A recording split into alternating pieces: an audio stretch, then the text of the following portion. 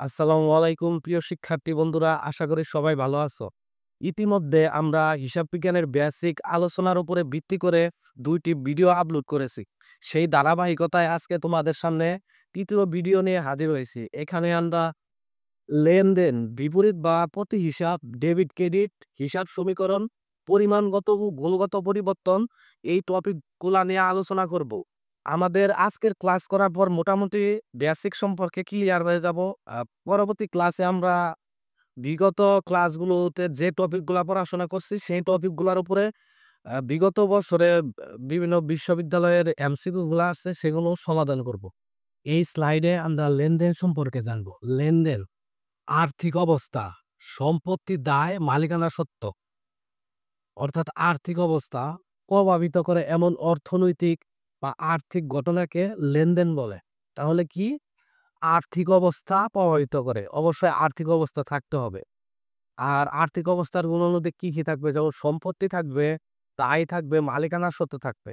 এগুলো প্রভাবিত করে তাকে লেনদেন বলে।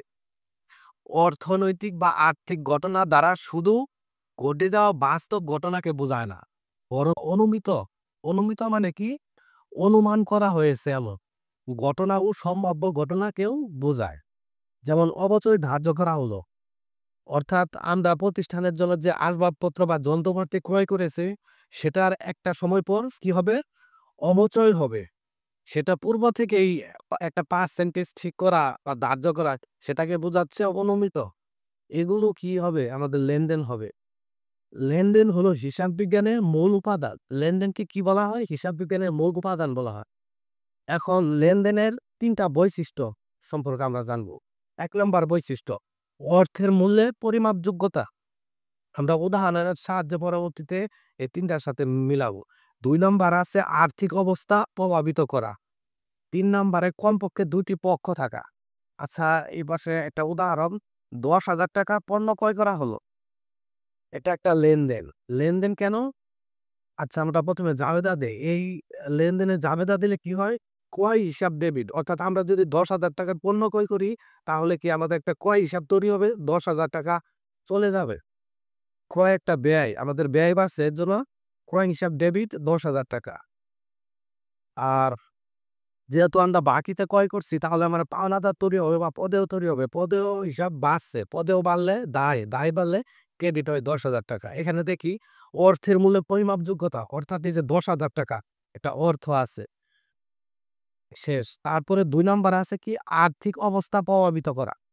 এটা আর্থিক অবস্থা না, অর্থের বিষয় মানে কি? আর্থিক অবস্থা। আর অর্থের পরিমাপযোগ্যতা মানে কি? এই যে আবার ৳১০,০০০। আর এখানে আর্থিক অবস্থা প্রভাবিত করতেছে। তারপরে আছে কমপক্ষে ২ টি পক্ষ থাকা। এখানে ২ টি পক্ষ আছে না? একটা পক্ষ আমি কি ক্রয় হিসাব মানে ক্রয় করছি। আরেকটা পদেও আমার কাছে টাকা পাবে, যেহেতু বাকিতে ক্রয় করছি তাহলে ২ টা পক্ষ হয়।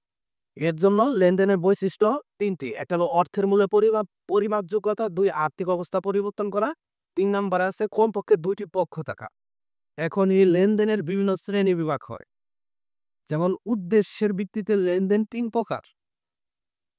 উদ্দেশ্যের ভিত্তিতে ১ নম্বরে আছে কি ব্যবসায়িক লেনদেন, অর্থাৎ ব্যবসায়ীকে উদ্দেশ্য রেখে যে লেনদেন সংগঠিত হয়। যেমন একটা প্রতিষ্ঠান চালু করেছি, প্রতিষ্ঠানের জন্য ৳১০,০০০ পণ্য ক্রয় করলাম।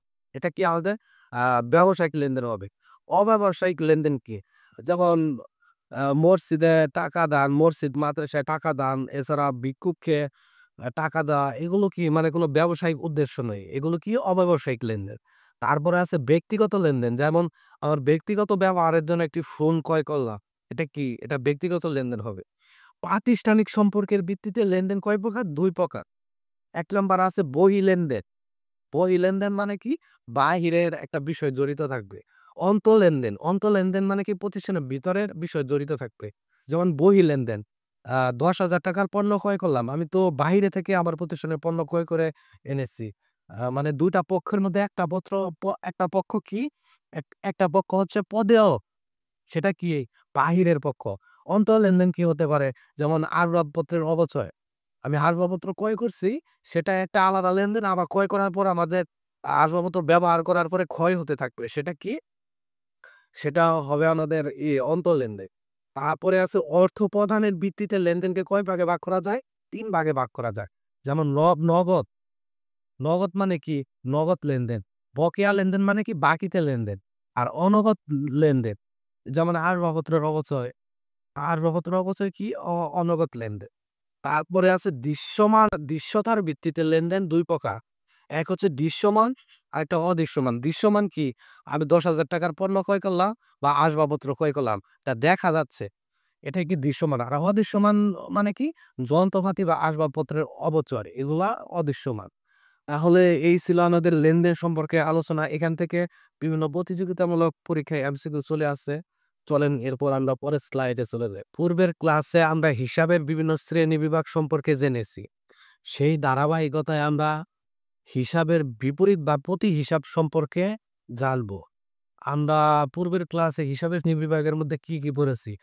সম্পদ, আয়, ব্যয়, দায় এবং মালিকানা সত্ত্ব। সেই টপিকেরই আবার কি হয়? বিপরীত বা প্রতিহিসাব হয়। আচ্ছা, এখন আমরা বলব বিপরীত বা প্রতিহিসাব কি? একটি হিসাবের হ্রাস পাওয়া অর্থাৎ কমে যাওয়া প্রদর্শন করার জন্য সমজাতীয় অন্য আরেকটি হিসাব প্রস্তুত করাকে বিপরীত প্রতি বা কন্টা হিসাব বলা হয়। যেমন ক্রয় হিসাবের হ্রাস পাওয়া প্রদর্শনের জন্য ক্রয় ফেরত হিসাব প্রস্তুত। আমরা কি বুঝলাম? যে একটি হিসাব সেটা কমানোর জন্য আরেকটি হিসাব প্রস্তুত করা হলে সেটি কি? আমাদের বিপরীত হিসাব। যেমন ক্রয় কমানোর জন্য ক্রয় ফেরত হিসাব। অর্থাৎ ফেরতের মাধ্যমে কি হয়? ক্রয় কমে যায়। তাই এটা একটি কি? বিপরীত হিসাব। তারপরে আছে বিক্রয় কমানোর জন্য বিক্রয় ফেরত।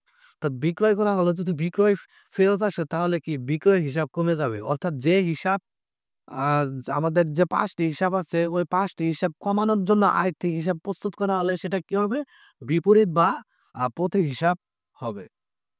এখানে আছে বিপরীত বা প্রতিসম্পত্তি হিসাব। অর্থাৎ সম্পদ হিসাবের কি হয়? বিপরীত বা প্রতিহিসাব হয়। কোন সম্পত্তির হ্রাস পাওয়া প্রদর্শনের জন্য সম্পত্তি হিসাবটির বিপরীত অন্য একটি হিসাব প্রস্তুত করা হলে তাকে কি বলে? বিপরীত বা প্রতিসম্পত্তি হিসাব বলে। যেমন পুঞ্জীভূত অবচয় হিসাব। পুঞ্জীভূত অবচয় হিসাবের মাধ্যমে কি করা হয়? আমাদের সম্পদকে কি সম্পদকে কমানো হয়ে থাকে। দেনাদারের বাট্টা সঞ্চিত অর্থাৎ দেনাদার কমে যাবে, সম্পদ কমে যাবে। এর জন্য এগুলা কি? এগুলা হবে আমাদের বা বিপরীত সম্পত্তি হিসাব। তারপরে আছে বিপরীত দায় বা প্রতিদায় হিসাব। কোন দায় হ্রাস পাওয়া প্রদর্শনের জন্য অন্য আরেকটি হিসাব প্রস্তুত করাকে একইভাবে কি বলে? বিপরীত দায় বা প্রতিদায় হিসাব। যেমন পাওনাদারের বার্তা সঞ্চিতি। পাওনাদারের বার্তা সঞ্চিতির মাধ্যমে কি হবে? পাওনাদার কমে যাবে। এজন্য কি? পাওনাদারের একটি দায়। এজন্য কি? দায় কমে গেছে। আর দায় কমে যাওয়ার ফলে কি হয়েছে আমাদের? পাওনাদারের বার্তা সঞ্চিতি কি হয়ে যাবে? বিপরীত দায় বা প্রতিদায় হিসাবে আ হিসাব হয়ে যাবে। বন্ডের অবহার। বন্ডের অবহারের মানে কি? আমাদের দায় কমে যাচ্ছে। বিপরীত বা প্রতি মালিকানা সত্ত্ব হিসাব। মালিকানা সত্ত্ব হ্রাস করার জন্য একইভাবে আ অন্য আরেকটি হিসাব প্রস্তুত করা হয়। তাকে কি বলা হয়? বিপরীত বা প্রতি মালিকানা সত্ত্ব হিসাব। যেমন উত্তোলন। উত্তোলনের ফলে আমাদের কি হয়? মালিকানা সত্ত্ব কমে যায়। এর জন্য কি? উত্তোলন একটি বিপরীত বা প্রতি মালিকানা তথ্য হিসাব। এখান থেকে প্রতি বছর বিভিন্ন বিশ্ববিদ্যালয়ে এমসিকিউ চলে আসে। এই পার্ট অর্থাৎ বিপরীত বা প্রতি হিসাব এটি খুবই গুরুত্বপূর্ণ। তারপরে আছে কি বিপরীত আয় বা প্রতি বিপরীত হিসাব। এটাও কি আমাদের আয় হ্রাস করার জন্য আরেকটি হিসাব প্রস্তুত করা হয়। তাকেই কি বিপরীত আয় বা প্রতীক হিসাব বলা হয়। ধরুন বিক্রয় ফেরত। বিক্রয় করলে আমাদের আয় হয়। কিন্তু বিক্রয় ফেরতের ফলে কি আয় কমে যাবে। এর জন্য কি এটা একটা বিক্রয় ফেরত এটা কি? একটা বিপরীত আয় বা প্রতীক হিসাব। বিক্রয় বার্তা ওদের বিক্রয় বা আয় কমিয়ে দিবে। বিপরীত বা প্রতি ব্যয়ের হিসাব। কোন ব্যয় হ্রাস করার জন্য অন্য আরেকটি হিসাব প্রস্তুত করা হয় তাকে কি বলে? বিপরীত বা প্রতি ব্যয় হিসাব বলে। যেমন ক্রয় ফেরত। ক্রয় ফেরতের ফলে কি হয়? আমাদের ব্যয় কমে যায়। আবার কি ক্রয় বার্তার ফলেও কি হয়ে যায়? আমাদের ব্যয় কমে যায়। এর জন্য কি এগুলো কি বিপরীত প্রতি ব্যয় হিসাব। পর্যায়ে আমরা ডেবিট ক্রেডিট সম্পর্কে জানব। আসলে ডেবিট ক্রেডিট কি? আসলে ডেবিট ক্রেডিট কি? ডেবিট দ্বারা বাম দিক এবং ক্রেডিট দ্বারা ডান দিক বোঝায়। অর্থাৎ এই দিক বাম অর্থাৎ ডেবিট দ্বারা বাম বোঝাচ্ছে এইদিকে আর ক্রেডিট দ্বারা ডান বোঝাচ্ছে এইদিকে। অর্থাৎ ডেবিট দ্বারা বাম দিক এবং ক্রেডিট দ্বারা ডান দিক বোঝায়। অর্থাৎ এই হিসাবের পরিবর্তন ব্যয় বা হ্রাস বোঝানোর জন্য নির্দিষ্ট হিসাবে ডেবিট ও ক্রেডিটে লিপিবদ্ধ করা হয়। অর্থাৎ এই হিসাবের বৃদ্ধি হ্রাসগুলা ডেবিট বা ক্রেডিট আকারে লিপিবদ্ধ করা হয়। বাম দিকে যদি আমি লিখি তাহলে কি সেটা ডেবিটে লিখতে হবে, আর ডান দিকে লিখলে সেটা ক্রেডিটে লিখতে হবে। যেমন সম্পত্তি, এই সম্পত্তি যদি আমাদের বৃদ্ধি পায় তাহলে ডেবিট হয়, এই ডেবিট কি বাম দিকে লিখতে হবে। আর সম্পত্তি যদি হ্রাস পায় তাহলে ক্রেডিট হয়, এই ক্রেডিট কি এই ডান দিকে লিখতে হবে। অর্থাৎ আমরা কি পেলাম, সম্পত্তি বৃদ্ধি পেলে ডেবিট, হ্রাস পেলে ক্রেডিট। একইভাবে ব্যয় বৃদ্ধি পেলে ডেবিট, হ্রাস পেলে ক্রেডিট। অর্থাৎ বৃদ্ধি যদি পাই ডেবিট হবে, আর ডেবিট হলে কি বাম দিকে লিখবো। আর যদি হ্রাস পাই তাহলে ক্রেডিট হবে, ক্রেডিট হলে কি এ ডান দিকে লিখব। তাহলে আমরা কি পেলাম, এই দুইটা অর্থাৎ সম্পত্তি এবং ব্যয় বৃদ্ধি পেলে ডেবিট, হ্রাস পেলে ক্রেডিট।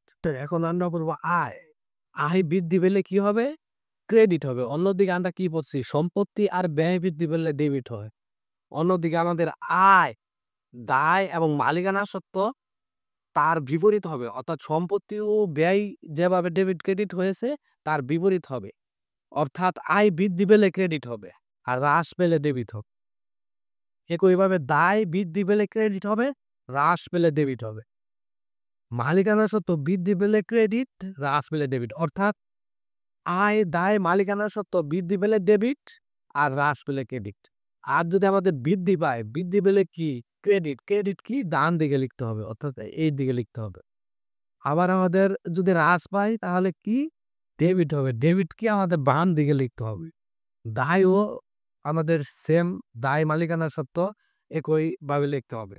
তাহলে আমরা কি পেলাম, সম্পত্তি এবং ব্যয় এই দুটা বৃদ্ধি পেলে ডেবিট, হ্রাস পেলে ক্রেডিট। একইভাবে আয়, দায়, মালিকানা সত্ত্ব বৃদ্ধি পেলে ক্রেডিট, হ্রাস পেলে ডেবিট। অর্থাৎ এই দুইটার বিপরীত কাজ করবে এই তিনটা। এই পর্যায়ে আমরা হিসাব সমীকরণ সম্পর্কে জানব। ব্যবসায় প্রতিষ্ঠানের আর্থিক উপাদান মূলত কয়টি, তিনটি। কি কি, সম্পদ, দায়, মালিকানা সত্ত্ব। এবং এই মালিকানা সত্ত্বের ভিতরে আবার কি কি আছে, মূলধন প্লাস আয় মাইনাস ব্যয় মাইনাস উত্তোলন। অর্থাৎ মূলধন এবং আয়ের সমষ্টি থেকে ব্যয় এবং উত্তোলন বাদ দিলে যা থাকে সেটাই আমাদের কি মালিকানা সত্ত্ব। হিসাব বিজ্ঞানের এই তিনটি উপাদানের সম্পর্ককে হিসাব সমীকরণ আকারে প্রকাশ করা হয়। তাহলে হিসাব সমীকরণ কি, অর্থাৎ সম্পত্তি, দায়, মালিকানা সত্ত্ব এই মৌলিক তিনটি উপাদান যে সমীকরণের মাধ্যমে প্রকাশ করা হয় সেটি কি, সেটি আমাদের হিসাব সমীকরণ। আচ্ছা, সমীকরণের সূত্রটা আমরা দেখি। সমীকরণ, সম্পত্তি অর্থাৎ সম্পত্তি সমান সমান আমাদের কি প্লাস দায় প্লাস মালিকানা সত্ত্ব। অর্থাৎ সম্পত্তি সমান সমান কি আমাদের দায় প্লাস মালিকানা সত্ত্ব। অর্থাৎ এখানে যদি 10,000 টাকা হয়, এখানেও কি এই দুটা সমষ্টি আমাদের কি 10,000 টাকা হবে, তাহলে সমান সমান। এটাই আমাদের হিসাব সমীকরণ। এই মালিকানা সত্ত্বের ভিতরে আবার কি আছে, যদি এক মালিকানা ব্যবসায় হয় তাহলে এই মালিকানা সত্ত্বের ভিতরে আমাদের কি কি আসবে, মূলধন যোগ আয় মাইনাস ব্যয় মাইনাস উত্তোলন। আবার অংশীদারি ব্যবসায়ের ক্ষেত্রে এই মালিকানা সত্ত্বের জায়গায় আমাদের কি কি আসবে, অংশীদারদের মূলধন যোগ আয় মাইনাস ব্যয় মাইনাস অংশীদারদের উত্তোলন। একই ক্ষেত্রে কোম্পানির ক্ষেত্রে আমাদের এই মালিকানা সত্ত্বের মালিকানা সত্ত্বের জায়গায় কি আসবে, শেয়ারদের মূলধন আসবে, তারপরে যোগ সংরক্ষিত আয়, যোগ আয় এবং কি বিয়োগ আমাদের কি ব্যয় এবং ট্রেজারি শেয়ার এবং লভ্যাংশ। অর্থাৎ কিছু কিছু পরিবর্তন আছে। কি পরিবর্তন, আমাদের মৌলিক সূত্র কি, মৌলিক সূত্র হচ্ছে সম্পত্তি সমান সমান দায়, দায় প্লাস মালিকানা সত্ত্ব। আর এক মালিকানা ব্যবসায়ের ক্ষেত্রে কি, সম্পত্তি সমান সমান দায়, দায় প্লাস মালিকানা সত্ত্ব। এই মালিকানা সত্ত্বের ভিতরে আছে মূলধন যোগ আয় মাইনাস ব্যয় মাইনাস উত্তোলন। আর অংশীদারির ক্ষেত্রে এই মূলধনের জায়গায় অংশীদারের মূলধন হবে, আর আয়ের জায়গায় আয় হবে, ব্যয়ের জায়গায় ব্যয় হবে, আর উত্তোলনের জায়গায় কি অংশীদারদের উত্তোলন হবে, একই বিষয় প্রায়। আর কোম্পানির ক্ষেত্রে কি, আমাদের মূলধনের জায়গায় কি হবে, শেয়ার মূলধন হবে, আর আয়ের জায়গায় কি সংরক্ষিত আয় এবং আয়, এই দুইটা হবে। আর ব্যয়ের জায়গায় ব্যয় হবে এবং উত্তোলনের জায়গায় আমাদের কি আসতেছে, ট্রেজারি শেয়ার বা লভ্যাংশ। তাহলে আমরা হিসাব সমীকরণ সম্পর্কে জানলাম। আমাদের সবসময় মনে রাখতে হবে সম্পত্তি সমান সমান এই সাইডের অংশ অর্থাৎ দায় এবং মালিকানা সত্ত্ব সবসময় সমান হবে। এই পর্যায়ে আমরা পরিমাণগত এবং গুণগত পরিবর্তন কি এই সম্পর্কে জানবো। পরিমাণগত বা নিট পরিবর্তন, অন্যদিকে আছে গুণগত বা কাঠামোগত পরিবর্তন। এই টপিকটা খুবই গুরুত্বপূর্ণ। বিভিন্ন ভর্তি পরীক্ষায় এখান থেকে প্রায় প্রশ্ন চলে আসে। এখন আমরা জানবো পরিমাণগত বা নিট পরিবর্তন কি এবং গুণগত বা কাঠামোগত পরিবর্তন কি। কোনো লেনদেনের ফলে হিসাব সমীকরণ ও উদ্ধৃতপত্রে যোগফল পরিবর্তন হলে তাকে পরিমাণগত বা নিট পরিবর্তন বলে। অর্থাৎ কোনো লেনদেনের ফলে হিসাব সমীকরণ বা উদ্ধৃতপত্রের যোগফল, টাকার অঙ্কের যে যোগফল সেটা পরিবর্তন হলে তাকে কি বলে? পরিমাণগত বা নিট পরিবর্তন বলে। ১ নম্বর শর্ত। ২ নম্বরে আছে কি? একটি লেনদেনের ফলে হিসাব সমীকরণের ২ পাশে বৃদ্ধি অথবা হ্রাস পাবে। অর্থাৎ ২ পাশেই না হয় বৃদ্ধি পাবে, না হয় হ্রাস পাবে। সেটাই কি পরিমাণগত বা নিট পরিবর্তন। অর্থাৎ নিট পরিবর্তন হচ্ছে। এই যে পরিমাণ, টাকার অঙ্কের পরিমাণের পরিবর্তন হচ্ছে। আচ্ছা, তারপরে আছে গুণগত বা কাঠামোগত পরিবর্তন। যোগফল পরিবর্তন হবে না। অর্থাৎ কোনো লেনদেনের ফলে হিসাব সমীকরণ বা উদ্ধৃতপত্রের যোগফল, সেই যোগফল পরিবর্তন হবে না। সেটাই কি গুণগত বা কাঠামোগত পরিবর্তন। তারপরে ২ নম্বর কন্ডিশনে আছে কি? যেকোনো এক পাশে প্রভাব পড়বে। অর্থাৎ যেকোনো এক পাশে বৃদ্ধি এবং হ্রাস ২ টাই উভয়ই ঘটবে। উভয়ই ঘটে কি টাকার অঙ্ক শূন্য করে দিবে। সেটাই কি আমাদের গুণগত, সেটাই আমাদের গুণগত বা কাঠামোগত পরিবর্তন। এখন আমরা মানে উদাহরণের সাহায্যে বিষয়টি ক্লিয়ার করব। আ ১ নম্বর লেনদেন আছে নগদের সেবা প্রদান করা হলো ৳১০,০০০। আর ২ নম্বর আছে নগদে আসবাবপত্র বিক্রয় করা হলো ৳৫০,০০০। তাহলে নগদে সেবা প্রদান করা হলে আমাদের কি হবে? এই যে নগদান হিসাব অর্থাৎ নগদ আমাদের বৃদ্ধি পাবে ৳১০,০০০। সেবা একটা আয়ও আমাদের বৃদ্ধি পাবে। আয় বৃদ্ধি পেলে কি হবে? ক্রেডিট ৳১০,০০০। অন্যদিকে কি ২ নম্বরে কি? নগদে আসবাবপত্র বিক্রয় করা হলো। নগদে আসবাবপত্র বিক্রয় করা হলে কি নগদ নামক সম্পদ আমাদের বৃদ্ধি পাবে ৳৫০,০০০। অপরদিকে কি আসবাবপত্র কি আমাদের চলে যাবে। আসবাবপত্র একটা সম্পদ ছিল। সেটা চলে যাওয়ার পরে কি হবে আমাদের? আসবাবপত্র হিসাব ক্রেডিট হবে ৳৫০,০০০। অর্থাৎ সম্পদ বাড়ছে এবং কমছে। তাহলে আমরা যদি হিসাব সমীকরণের প্রভাব দেখাই তাহলে কি হবে? এখানে আমাদের সম্পদ আর দায় মালিকানার সত্ত্ব বোঝাচ্ছে। মালিকানার সত্ত্বের ভিতরে আয়, ব্যয়, দায় উত্তোলন রয়েছে। তাহলে ১ নাম্বার লেনদেন যদি আমরা এখানে বসাই তে কি হয়? নগদান হিসাব ডেবিট অর্থাৎ ৳১০,০০০ বৃদ্ধি পাইছে আমাদের সম্পদে। এই সম্পদে আমরা ৳১০,০০০ দিলাম। একইভাবে সেবা আয় অর্থাৎ আয় বৃদ্ধি পেয়েছে আমাদের। কত? ৳১০,০০০। আয় বৃদ্ধি পেলে ক্রেডিট। আয় বৃদ্ধি পেয়েছে ৳১০,০০০। এই যে মালিকানা সত্ত্বের ভিতরে কি? আয় আমাদের যোগ হবে এই যে ৳১০,০০০। তাহলে ২ পাশে আমাদের ১০,০০০ বৃদ্ধি পেয়েছে। অর্থাৎ এটা কি হবে? এটা আমাদের পরিমাণগত বা নিট পরিবর্তন হবে। অর্থাৎ আমরা কি পেয়েছিলাম? একটি লেনদেনের ফলে হিসাব সমীকরণের ২ পাশে বৃদ্ধি অথবা হ্রাস পাবে। ২ পাশেই বৃদ্ধি পেয়েছে। আবার আরেকটি লেনদেনের ফলে ২ পাশে হ্রাস পেতে পারে। এটি হলো আমাদের পরিমাণগত বা নিট পরিবর্তন। অন্যদিকে ২ নাম্বার লেনদেন যদি আমরা হিসাব সমীকরণে বসাই, নগ নগদান হিসাব অর্থাৎ আমাদের কি? নগদ নামক সম্পদ বৃদ্ধি পেয়েছে। এই যে নগদ নামক সম্পদ ৳৫০,০০০ বৃদ্ধি পেল। এই যে সম্পদের ঘরে বসালাম। তারপরে কি হলো? আসবাবপত্র চলে গেল আমাদের। মানে সম্পদ চলে গেছে। তাহলে আসবাবপত্র একটা সম্পদ। তাহলে আমরা সম্পদ মাইনাস করি ৳৫০,০০০। তাহলে একবার প্লাস হলো, একবার মাইনাস হলো। অর্থাৎ ৳0 এখানে। এখানেও ৳0। অর্থাৎ এক পাশে কি হয়েছে আমাদের? এক পাশে পরিবর্তন হয়েছে। এক পাশে বৃদ্ধি এবং হ্রাস ঘটেছে। এটা হলো গুণগত বা পরিমাণগত পরিবর্তন। এই ছিল আমাদের আজকের আলোচনা।